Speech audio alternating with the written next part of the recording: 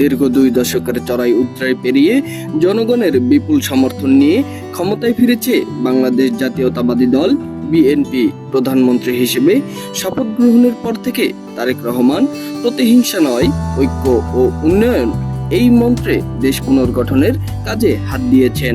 সরকারের প্রথম কয়েক সপ্তাহেই এমন কিছু যুগান্তকারী উদ্যোগ দৃশ্যমান হয়েছে, যা সাধারণ মানুষের মনে নতুন করে আশার সঞ্চার করেছে।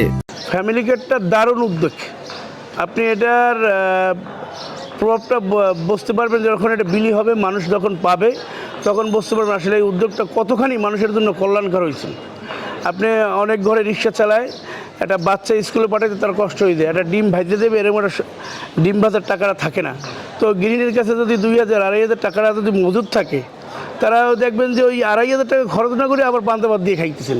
বাচ্চাটার কীভাবে একটা স্কুলে পড়াইতে হইবে, কীভাবে ভালো একটা বই কিনতে হইবে, ওই চিন্তাটা তাদের মাথায় থাকবে।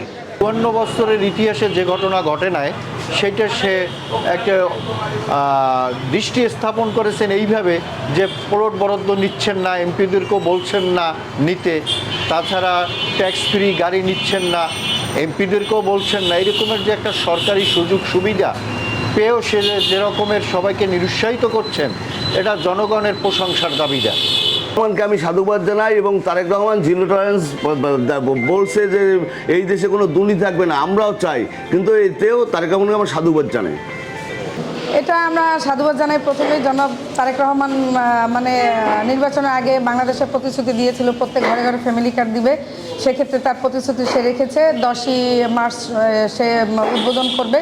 তো আমরা সেই ক্ষেত্রে আমরা তাকে সাধুবাদ জানাই এবং আমরা সবচেয়ে মহিলাদেরকে প্রাধান্য করা হয়েছে এখানে। আমরা তাকে সাধুবাদ জানাই। সে আমাদের পাশে আছে, ইনশাল্লাহ আমাদের জনগণের সেবা আমরা সামনে তাকে ভবিষ্যতে পাবো। 100% খুবই ভালো লাগে। তার প্রতি আমাদের আস্থা আছে, জনগণের আস্থা আছে। আমরা বিশ্বাস করি তারেক রহমান আগামী বাংলাদেশ খুব সুন্দরভাবে গড়ে তুলবে। সেই সাথে আমাদেরকেও সহযোগিতা করতে হবে।